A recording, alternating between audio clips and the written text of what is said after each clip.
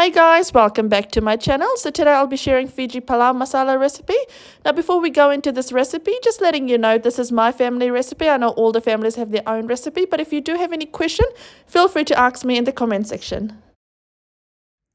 So this is all we'll be using to make the Palau Masala, and I'll show you how this all comes together and the exact measurements. Alright, so the first thing we'll do is jeera, and we'll use 1 heaped teaspoon of jeera. Next, we'll use half a teaspoon of peppercorn. So this is gulmerich. Now you can eliminate this if you want to as well.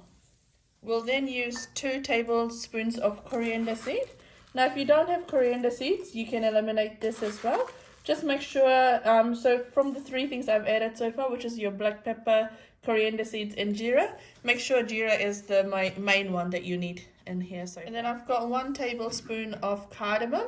So this would work out to be about 20 to 22 cardamoms that you need there. Alright, so to that I'll add in 1 teaspoon of clove.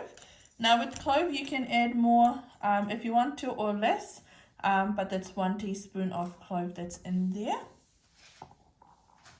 And then I'll add in about 6 star anise. So I'll just roughly take it from my hand really, and then I like to put it in.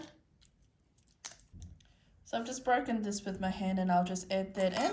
Now you can eliminate that. I know sometimes with star anise you get that burning sensation on your throat, especially with some palau masalas.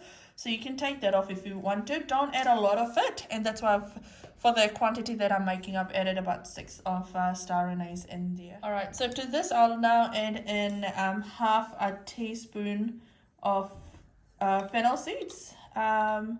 Sorry, not half a teaspoon, half a tablespoon of fennel seeds. So that's your soap. So I'll add that in there. Now we'll add in our cinnamon. So if you have cinnamon stick, you see this size. So this is around 10 centimeters. You'd want to add about 3 of this or 4 of this, broken into little pieces.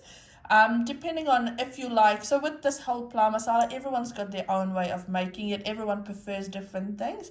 But that actual taste of palau masala is actually from that cinnamon, your cardamom, and your star anise, right? So I'll be using, I've got cinnamon coil, so I'll be using 1.5 of the cinnamon coil. And what I'll do is I'll just break it in small pieces. Just so, because this is again one of the biggest spices that we will be using. And when we fry this off, you know, it'll take a while for it to fry off.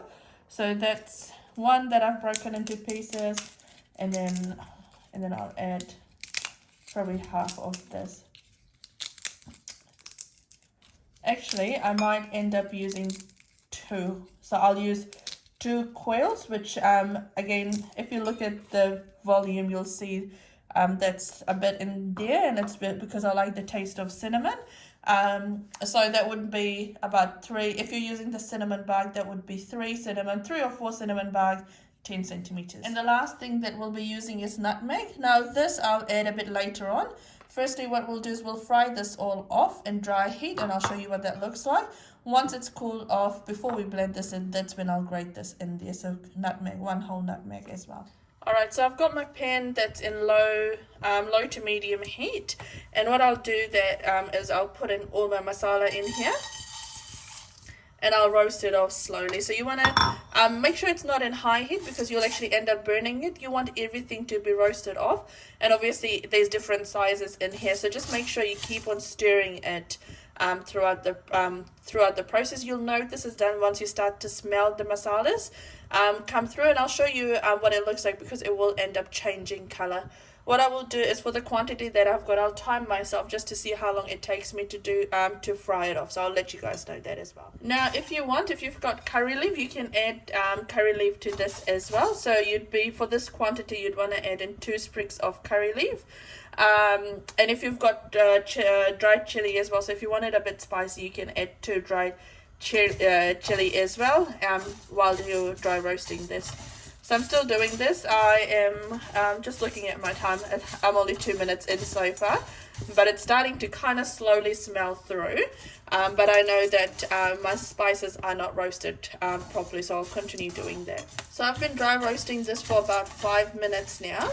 And I've just turned off the heat, and I'll continue to dry roast this for probably another 2 minutes before I transfer it into another dish, and I'll show you what that looks like. But you can see that the color has changed. I'm not too sure if you can see that in the lighting, but the color's definitely changed, and you're starting to smell the roasted spices now as well.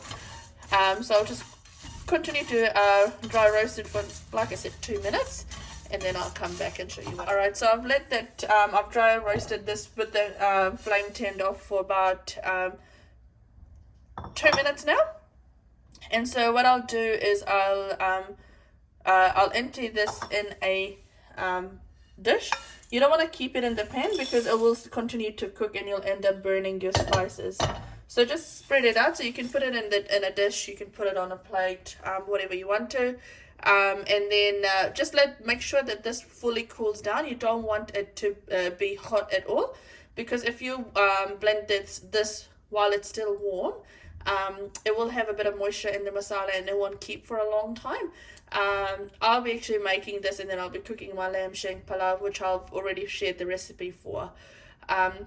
So I'll let this cool down, and then I'll blend it and I'll show you what that looks like. Alright, so you can see this has nicely cooled down now, and it's really crispy. So now what I'll do is I will grate in my nutmeg, and then once this is all grated in, I'll put it in a coffee grinder or a spice grinder, and then I'll grind this off. Now you can use a mortar and pestle and do it that way as well.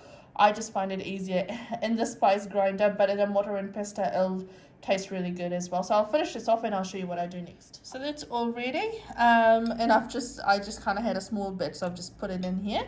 So that's all ready for it to go into a spice grinder, and I'll just put it in a powdered form, and then I'll show you what that looks like at the end. There we go, that's all blended in. Now once you've blended your spice, what you want to do is you want to put it in another dish and just let it cool down, because when you do grind up your spices, there is a bit of heat that gets released, and if you put this in a container right now, it won't keep well. So just put it in a dish, and then put it in an airtight container, and it does stay really fresh for up to 3 months, if not longer.